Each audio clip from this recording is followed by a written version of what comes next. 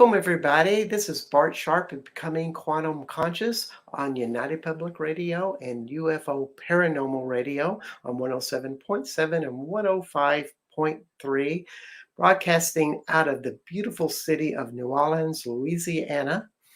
And also, I am in Austin, Texas, and we are also broadcasting all over the internet. You can pick us up on the UPRN website, but also on cable television, on Roku, as well as Facebook, YouTube, Twitter, Spreaker, and other internet platforms. Just the easiest way, though, is to go to UPRN and just catch our show there. And today we really have a very special show with Justin James. Justin is the author of this wonderful book, Time to Speak, and it is the relationship of Yaakov, who is Jesus's brother, also known as James the Just, and Yeshua, as we will call him today instead of Jesus, because that's a more original and name of origin there.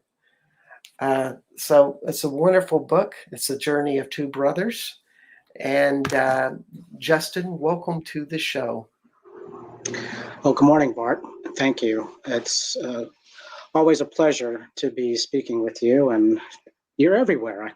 All those places that you've named, boy, you're all over. That's pretty impressive. Well, it's really wonderful with Joe Maltado and Michelle Delrocher, who are the managers of UPRN, that they have linked all of this stuff together. I don't know how to get it all done.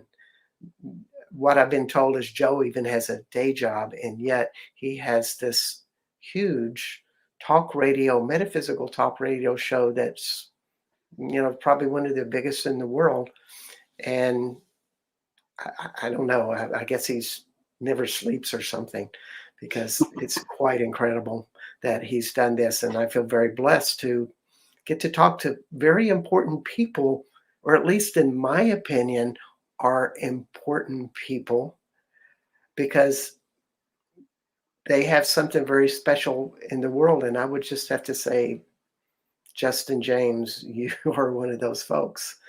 And just to give a little bit of background before we start with the first question about Jesus, Yeshua, and Christmas, what is your relationship with James the Just? And maybe a lot of people don't even know who James the Just is. Thanks for the accolades, Bart. Appreciate that. James the Just is actually a historical figure. Many of the historians and philosophers of the time actually wrote about James the Just, so mentioned him. After the ascension of Yeshua, Jesus the Christ, as most people know him, the torch was handed over to James, his brother. Aramaic, our names were Yaakov. The derivation is Jacob, and then James, and then Jesus was Yeshua. And so Yeshua handed the torch to James, and James stayed in Jerusalem for the next 30-some years, providing leadership to the apostles who went out to different areas to preach the mission, the word, the way, and to just help support and anchor that love and light in that very chaotic area. And so James was the second born of Mary, the younger brother of Yeshua, and they grew up together. Prior to that incarnation, Yeshua had asked James in spirit form to come and help him during his mission. And there were many that came together at that time to help Yeshua with that mission. He wasn't alone, as many people try to say that he was. He was supported. Yeah. The stories have grown and developed over the years. Yes, indeed. and for you, you've told me you're not channeling James the Just. You have a very different relationship. And I just, would you just share a little bit how that all is? So I It's was more, James the Just at that time. Yes. So for those that believe in reincarnation, um, part of my individuation of Father, Mother, God, the Source was James at that time, and now I'm a different iteration, but we're have the same subtle energies. And this life, I like my anonymity because it's not about me; it's about the message, the mission, and the message. mm, So that's why we really don't need to know exactly who I am or see who I am. I have a buddy, Tavis, who's my front guy. He helps a lot, so I can keep my anonymity. Helps me with publishing and different concepts of teaching. So indeed. yeah, so the mission and the message is what is most important, and we are continuing it at this time, 2,000 years later.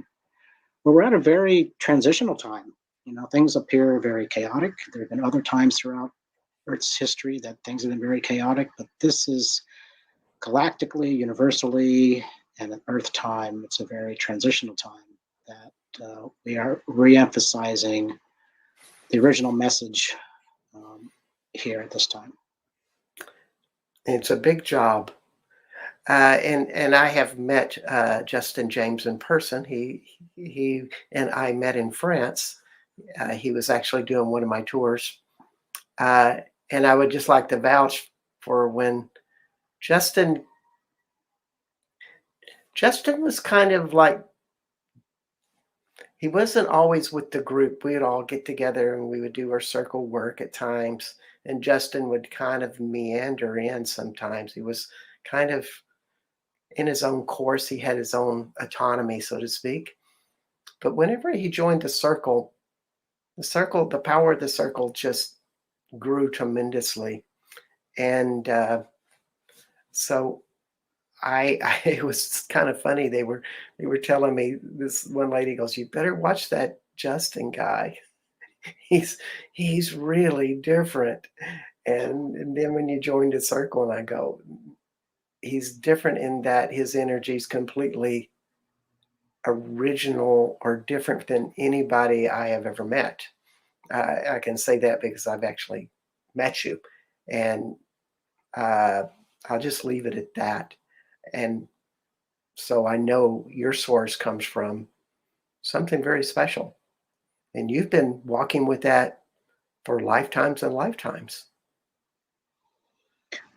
from what I I have to just understand. sort of laugh when you talk about the energy, and I try to blend in, but yes, I do. I do carry some Try, energy with I me. try to be normal. Yeah, but I repeatedly hear from people, yeah, you're different. You're not normal. So, but I try to be. I try to be. Yeah, yeah, you look like a regular, ordinary guy, and sweet and friendly, and somebody that would help you get on the bus or something. Um, you know, but at the same time, you're walking and you have a totally different. I don't say we're all into this together, but your mission is very intense because you really are helping this new age come into order, uh, and that's really wonderful. Now, I wanted to I'd ask you a question because I really pride myself on the titles of my show because I want to have a title that's intriguing and get people to listen. And being that it's Christmas time, uh, just wanted to ask you, what do you think Yeshua was, uh, if he was creating Christmas and making Christmas happen? What do you think his concept of Christmas would be? Well, so I just want to say that after we've answered that question, I do want to piggyback on this concept of energy and how it relates to infusing the earth and the people. Okay, and we're going to Uh, sort of I'll hold you to it. and we're going to talk about that a little bit here. So actually, I'm not going to give you a hypothetical of what Yeshua would make. I'm going to let Yeshua speak, if that's okay with you. That's okay with me.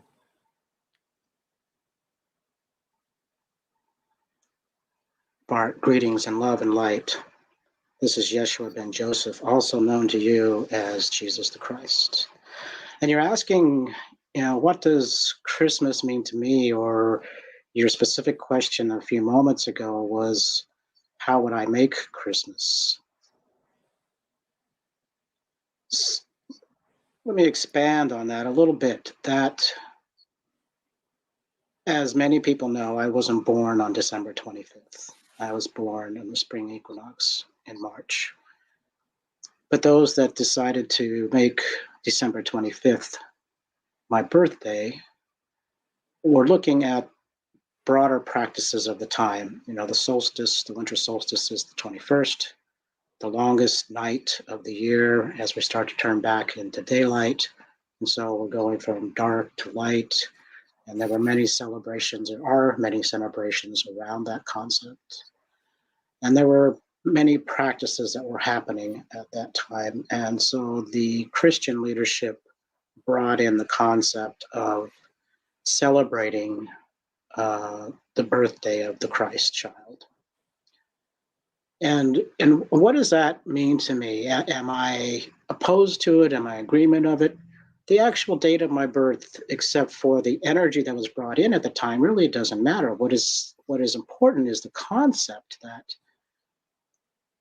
we're bringing light to the darkness, And when I was born, that large star that you saw not only marked where I was physically, but it was the energy coalescing to anchor in that strong love and light of the universal sacredness into the earth to help with its healing.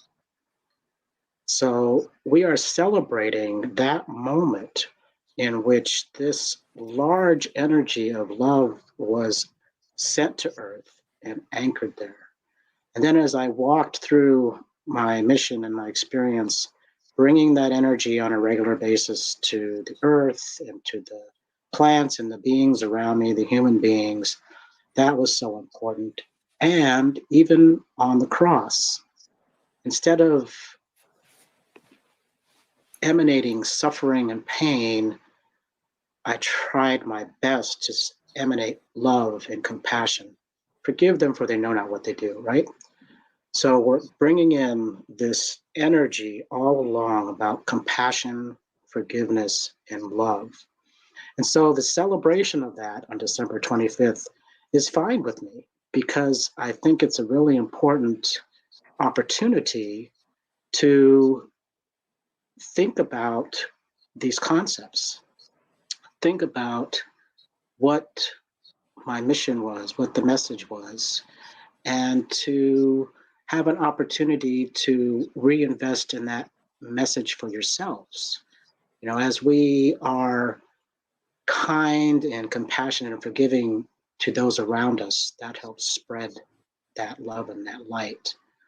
I like to use the example, if you're walking in a grocery store and somebody scowls at you, you're going to probably not feel as good and maybe scowl back, and you just reiterate that energy. But if somebody smiles at you and you feel good and you smile at the next person and you interact with them in a more loving way and more kind way, then that spreads as well. And so that's what we're advocating, to spreading that kindness, that compassion, forgiveness, and love. And I'm honored that we can do that, at least on an annual basis, to get so many people to be in a loving and giving mood. Indeed. And the word that you used that I really liked is making an imprint of light that we all can do. And all of the things that you did in interacting with people, that's what you seem to be impressing. And maybe that's what Christmas is supposed to impress or imprint upon us, is to remember we are of light. Exactly. As the darkness is turning to more light, we're bringing in more light. And that is the focus of all of us. So I'm going to let James come back and talk, because he wants to talk more about that spreading of that light and that energy. Yes. I thank you, Bart. Greetings and love. It's my honor. Yeah.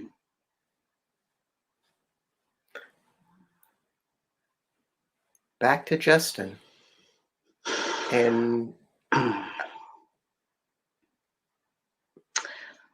yeah. Thanks, Jeshua. So he could say it better than I could, although I'm not familiar with, because we've had this discussion this morning and other times.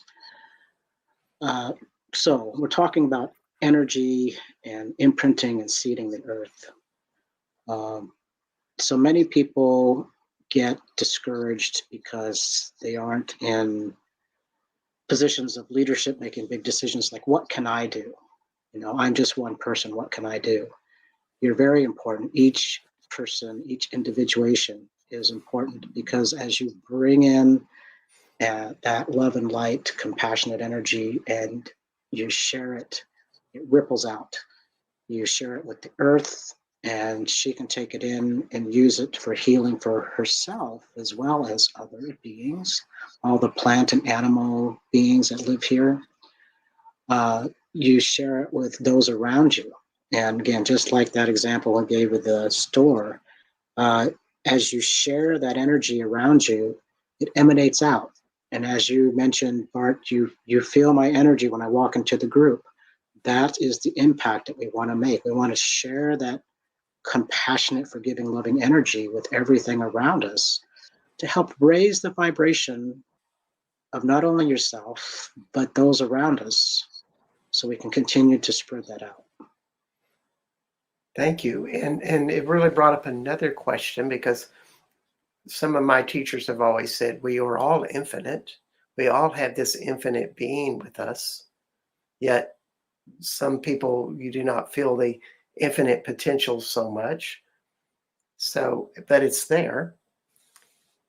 So what prevents those people from having that infinite light just glowing out of them? Yeah, sort of the crux of everything, isn't that question? I like to ask good questions.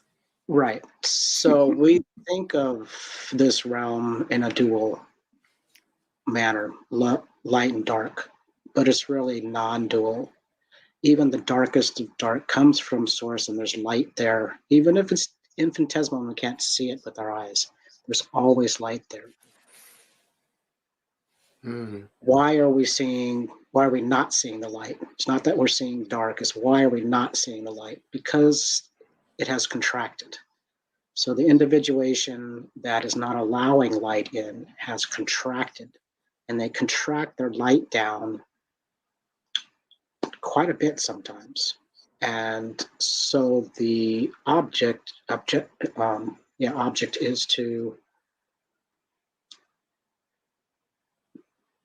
decrease the contraction, allow the light in. If you don't allow the light in, then it won't be able to come in. And there are many factors that contribute to that contraction. We'll often designate sort of difference. So basically comes down to two major emotions for humans: fear and love. Fear is all those heavy emotions. If you think about shame and guilt and anger, there's some component of fear associated with that. And so when we have fear of any kind and we contract, we don't allow that light in, you see less of it. Less of it is able to emanate because less is coming in. So contracting and blocks, people karmically and presently can develop blocks for many different reasons. This is the emotional body. Emotional Yes. body is so integral to the physical and spiritual body here in this realm. That's why people are here as humans, to work with this emotional body. So when you talk about the emotional body, just to clarify, it would be an energy field just right outside of our skin that would be all over our body. Is that correct?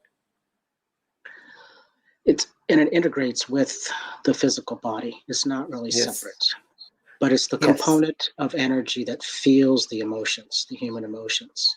Mm, And there's a whole spectrum of reactivity. Some people just don't want to feel emotion at all because it's difficult, and so you block it off. But that creates blocks, as I just said. You block it off, you create blocks. And others are struggling with those heavy emotions, again, creating blocks. So the goal is to experience them and learn to work through them, to transmute them, first to compassion, and then forgiveness, and then love. And we say first compassion because if you can look at somebody where they're at struggling and have compassion for them, because at some time you've been in a similar situation, may not have been this lifetime, could have been another lifetime, but we've all experienced those human emotions at one indeed. time or another. So if you can have compassion for the individual that they're struggling at that time, it doesn't make what they're doing right, but you have compassion for their struggle. And in that way, you can have forgiveness, again, not advocating for what they're doing, but at recognizing with compassion the struggle and the place that they're stuck. How wonderfully put. Because I always think about when you look at it that way and you look at another person, if you look at it with a curiosity and compassion for them, suddenly you're almost like a part of the solution because you expand your energy with their energy and you merge to something greater as opposed to going into a judgment or emotion to block all of that off. And it really is proof that we're all connected with these situations, which I think was a very important lesson for Yeshua, is when he would confront things. And you recommended a book for me to read, Barbara Brodsky's 47 Stories of Jesus That You've Probably Never Heard. Great book. Barbara Brodsky is her name. But Yeshua would basically, sometimes he would confront people, sometimes he would be passive. They would steal his clothes or his food or, the group's food, and you say, it's okay, more will come, no worries. Or if they were tormenting an animal, he might be right between them and just be there and say, you don't have to do this, or there's a better way than to torturing this animal. But there was always compassion and an opening for these people that were the perpetrators. He never made anybody bad or wrong. He was actually very curious about their pain and loved them for their pain, it seemed to be.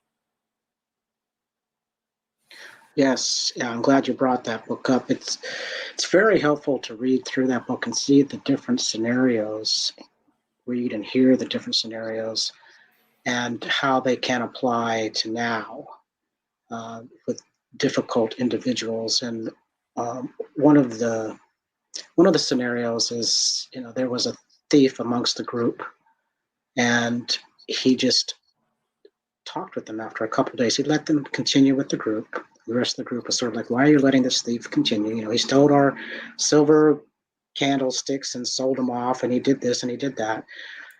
And finally, the person came to him and said, "Why are you letting me continue with the group?"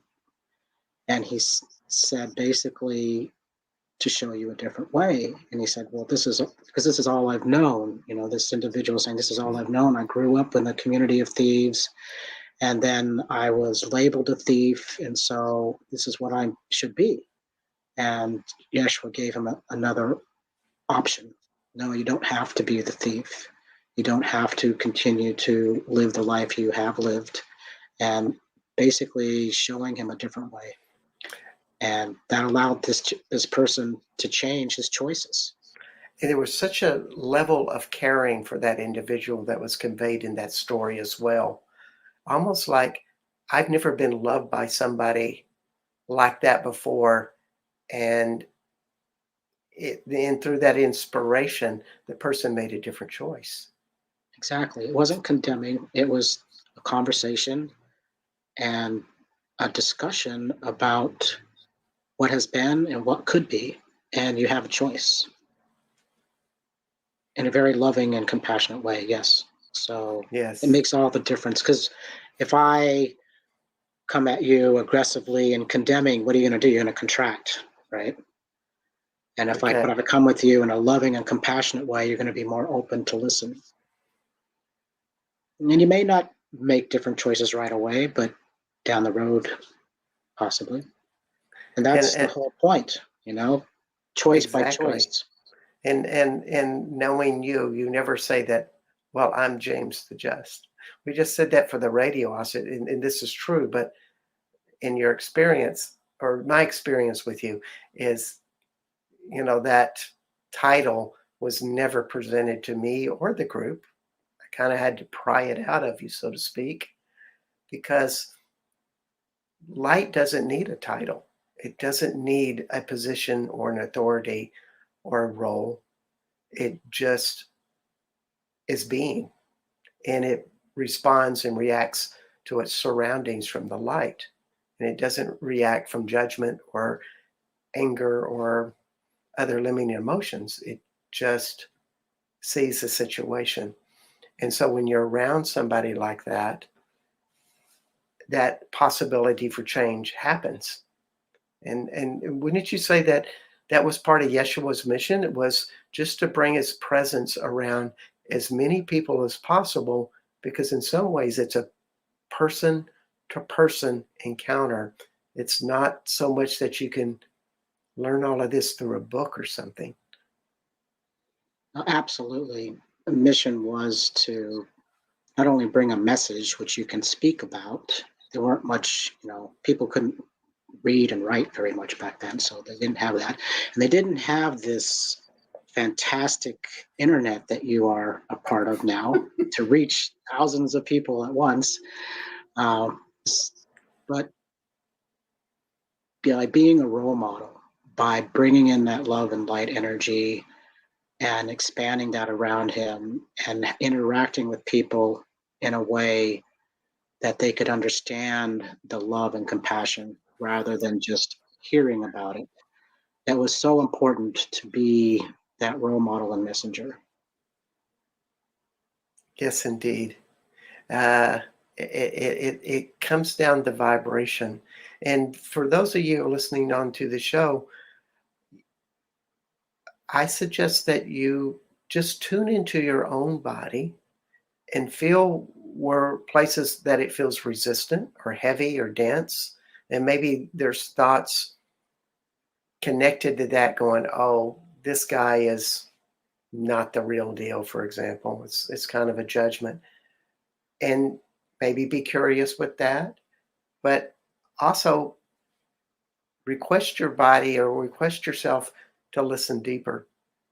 Maybe ask the question, well, what is the light here that's being presented on this show through this Justin guy? And see what happens, because it does open up in that way. The internet is no boundary for these messages to come across to you and open you. So we just put that invitation out there. Um, and I love this book. I'm going to show it once again. You can, oh gosh, I have problems. You can see Yaakov and Yeshua there. I never think of Israel having lots of trees and beauty, but a friend of mine, Schieffer Bloom, who was on the show a few weeks ago, was just telling me how beautiful Israel is. I always think of it as deserts, but this book has so much wisdom and so much stories with it. Um, and one of the real simple things that you were bringing up in this book um, was, Yeshua, what we call it, the truth, and he was bringing the truth. Um, and I just wondered if you could share a little bit about what that expression means. The truth. There's just a simple message and very straightforward about compassion, forgiveness, and love. And that extended to equality of men and women, and respect for our environment. But it wasn't, so the truth being, like I said, that simple message, not complicated by dogma, not complicated by a lot of rules and regulations, because if you really think about it, if you're sincerely practicing compassion and forgiveness, do you need somebody to tell you what to do and what not to do? So the truth in that respect is just the simple message. They also called it the way, the truth, the way, the message of compassion, forgiveness, and love. Wonderful. I'm going to put on the ticker here. There we go. And it's simple. And, you know, the more I read about history of that time, not only in Israel, but in Greece and Rome and various other places, there was such an inequality between men and women. They lived almost separate lives, and women were functional for men. They provided children. They cooked the foods, and everything was so well defined. And it could be very stifling if you broke out of that mold. And yet Jesus was saying, no, women are gifted. And he openly loved Mary Magdalene and thought of her as an equal, which in today's time that would say, oh, yeah, well, men and women are equal. But in that time, this was very extraordinary. Absolutely. And caused a lot of controversy and disruption amongst the disciples and apostles. Part of the mission, we're going back to that role modeling, is it's one thing to speak about these concepts, but it's another to live them. And so when Yeshua's living in the day-to-day world of the Jewish and Gentile population at that time, just amongst the people traveling from town to town and traveling, all the way to Tibet and up to Glastonbury and eventually Scotland, amongst the people, it wasn't a philosophical message. It was a physical, emotional, present message of how to interact and how to live, and extended that to not only the women and men around him, but the hierarchies within communities. We have those that are like the lepers and the thieves and those that weren't well thought of, and those that are in leadership, addressing each as his own in an equal manner. Almost, and we've talked about this, but I just want to reconfirm it. It's almost as if Yeshua was being present with, and I'm talking about physically present with them. So in that imprinting of light, they had a opportunity to change their whole karma for lifetimes to come, almost like it was creating a chain reaction. Am I getting that correctly? Yes, that's part of the reason that Yeshua came at the time that he did. The earth energy was sort of spiraling more into darkness, and eye for an eye type of mentality, and vengeful and violence. And there wasn't a lot of compassion or forgiveness being taught. So he came in and they talked about anchoring that light and that love to share it, to stop that spiraling down. I mean, we still went through things like the Dark Ages and the Middle Ages, but that energy has persisted. And as the population has expanded, we have a larger percentage of people that are able to accept and utilize and expand with the light and love because those concepts were delivered 2,000 years ago. Does that make some sense? Yes, it does. In what would be your point of view with that? That was also planting a seed for this new age that is happening right now, the age of Aquarius coming up, because he was going into the age, uh, oh gosh, Pisces, I think. It was the Iron Age. It was the age of the masculine law, Mm-hmm. and it sure sounds very different from what the concepts of what Yeshua was teaching. Yet it was almost like he was planting a lot of seeds for a great change to happen, not only immediately, but hundreds and hundreds of years in the future. Yes, we knew that this change wasn't going to come overnight. We understood that. And so, yes, planting those seeds and allowing that energy to percolate in those that were capable to bring that message of truth and the way forward. Many times, Gnostics, Essenes, some that are still sort of underground, uh, those folks were able to keep those concepts flowing forward to a time where we could have more accessibility to them. Yes.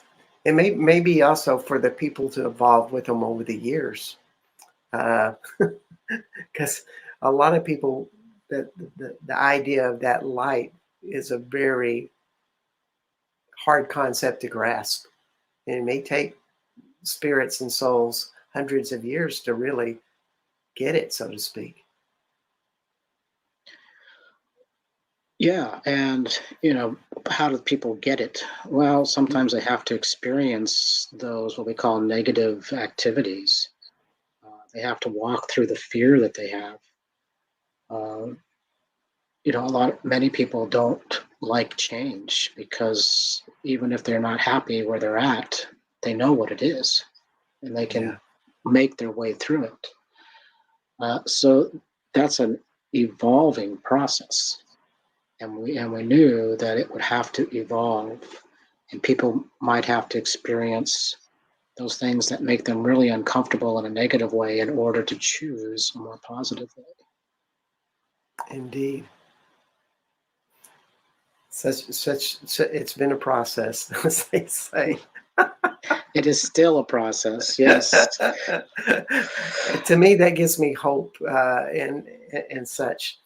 Um, and also in about 2 weeks, we're going to have Karina Chrysler come on the show and give astrological predictions of 2024 and really look into that future of how all of this working. She's one of the most brilliant astrologers. And I always really feel like they probably knew about this stuff at that time. Now, one of the things in your book that I really love, and this is the book Time to Speaks, and you can buy this on various bookstores, um, and have it sent right to your home. That's what I did when I first met James. He says, check this book out. And, because he was talking about joining my tour, and I'm going, okay, I'll check this book out. He didn't tell me that he wrote it, just kind of said, yeah, check this book out. And, I'm always curious. So I bought it and I was liking it. And then I really never really got it for a while that it was his book. So that's all kind of funny, the trickster in him. But one of the things in the book, it was an Essene concept about the healing from the source of a child's divine energy, that the children can learn how to be great healers, and not really know exactly what they were doing as healers, but they healed anyway. And wondered if there's any advice or suggestions how we could learn from that, being us adults. So let me just correct that a little bit, Bart, Thank in you. that the healing is available to everyone. But as adults, we have certain preconceptions and limitations, right? And so the Essenes taught the children how to heal as just part of their everyday learning experience. So they grew up knowing that these were possibilities and to not have the limitations of, oh, we can't do that, it's not possible. And so, the innocence of children, the lack of, how can we put this, contraction that, oh, I can't do that, because they don't know better. So, if they're taught you can do this, then they just think, I can do this. And so they were taught, from a very young age, how to heal themselves. If they fell and scraped their knee, they'd come to an adult, and the adult would help walk them through how to use their energy for healing. And there was more active teaching. They would, use a thorn to actively, purposely prick a finger and teach them how to heal that. So it was a spectrum of learning from early age up through adulthood. And, some people, like every other skill, are better at it than others. And so you would go to, the healer, but they would work with you, and it wasn't just being acted upon. You weren't being passively healed by the healer. It was a joint effort with whatever skill and energy you had and the skill and energy of the healer. So it was quite beautiful, really. And Tavis teaches these concepts to many groups, and he's actually very fortunate that the medical school he works with, they're allowing him to work with some of the residents to teach these concepts also. Wow, that's wonderful. It's just that, once again, that innate infinite ability and that light of Yeshua talking about coming out, because it can change so much in our lives. It's Oh, always there. it's always there. You just have to allow it and learn how to utilize it. So yeah, great. A lot of these miraculous cures that you hear about from people, it's because they opened up and they resolved their blocks, their emotional barriers, and concepts of limitations and concepts of self-degradation, whatever was blocking them. They were able to work through those and let those go, and let that beautiful high energy come in and help them heal. Indeed. And it has so many different paths in this world to show up, whether that be physical healing, but also emotional healing. Um, uh, it's just the applications are endless. And there's so many great things about this book, Time to Speak. And one of them, I just love this quote: Jesus changed every cell so it could be a cell of light. Yet it held density so he could function as a human. Could you interpret that a little bit for us about what that is, or what that's like, or maybe how we can learn how to do that? Well, he was able to release any blocks that he had acquired while here. He didn't have any coming in.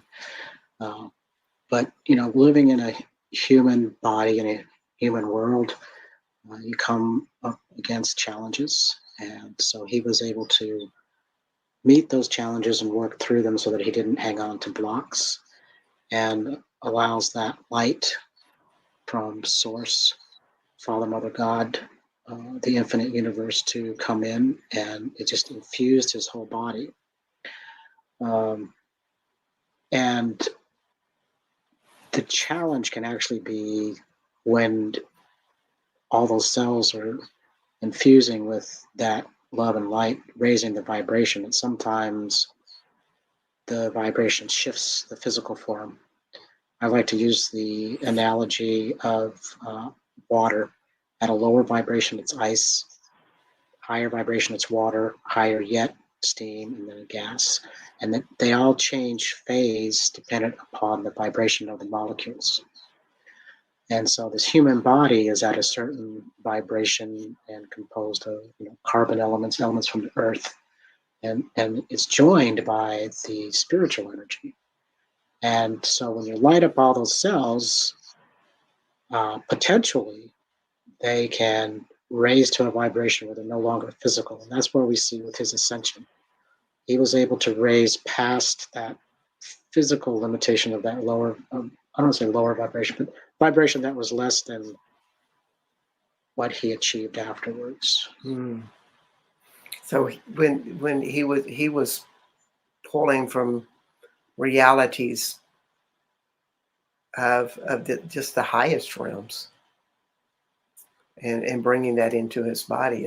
Am I getting that right? I mean, we had somebody on the show, Peter Craig, and he does dowsing into those realms, and he was saying, well, it's a reality beyond the God reality, but there's just more and more, or there's higher and higher dimensional levels up there, and that we have access to. And he always would say Yeshua could access those realms.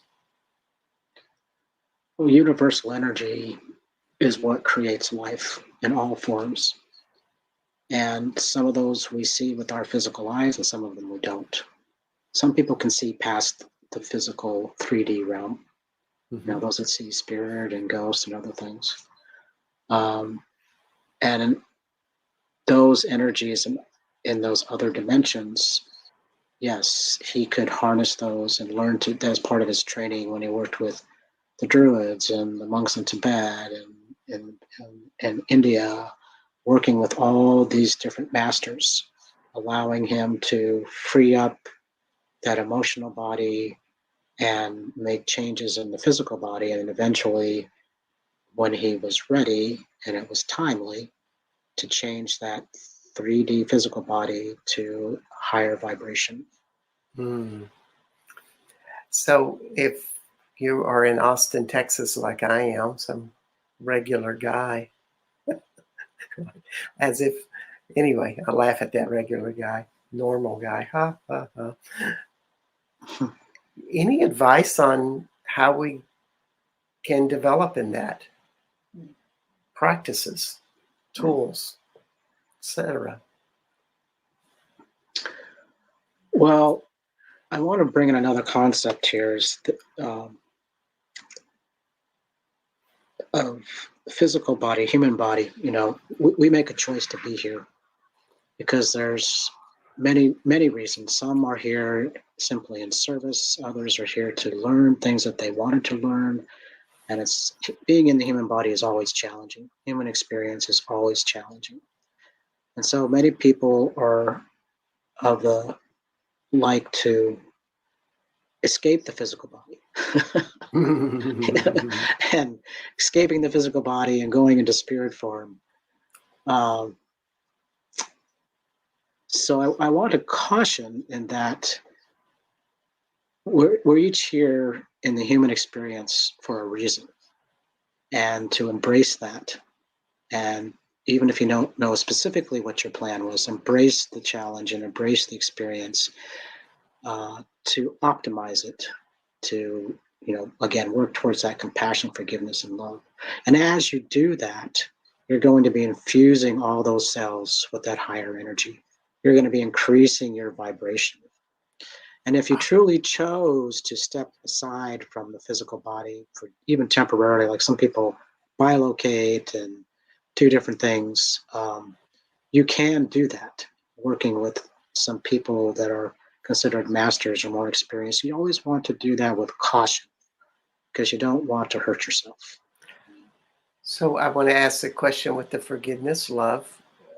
When you give that to other people, and you have this type of communion, so to speak, with that other person, does that multiply or make your own selves lighter when you practice and have that communion with another? Absolutely. Every time you raise your vibration, even a little bit, is beneficial to your spirit, emotional, and physical body. And the more time you spend in that, the lighter and brighter your vibration. And when you connect with others, it's exponential. What comes out of that is exponential. It's not just additive. So when we talk about being in a group, one, and then you add another one, the energy that is expressed is exponential and not just additive. And so when you get many individuals contributing to that positive vibration, you get an even larger output of that compassion and love and raising that vibration. And you've probably experienced, and they've done studies about prayer groups, people coming together to pray for others, and that's a really high energy activity. And so I know there are individuals that participate in regular group meetings for Gaia or for other individuals that are sick, or even in these war situations. It's all beneficial. Indeed. We're coming to the end of the show, and I just wanted to see if you could give one final message to everybody. Uh, any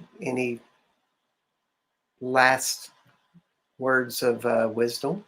But before you do that, I would like to say this is the United Public Radio Network and the UFO Paranormal Radio Network on 107.7 and 105.3. And you can catch us on the internet at the UPRN website, as well as on Roku, Spreaker, YouTube, and Facebook. That was the one I was forgetting. And my name is Bart Sharp, and this is Becoming Quantum Conscious. And next week on December 27th, I will have Fracca Frisky Future, or Fracca Future, coming on this show. And we're going to do a joint show about letting go of 2023. And Fracca was on the show in 23, and we had a rousing time. Always have a rousing time with Fracca, and why I say Fracca Frisky Future, because it's going to be frisky, folks, and letting go of 2023 on that night or that day at Wednesday at 2 p.m. Central Standard Time. And so I hope you can make it. And so, Justin, what parting words do you have to share with everyone? Well, I just wanted to comment. It sounds like that frisky time is going to be pretty exciting.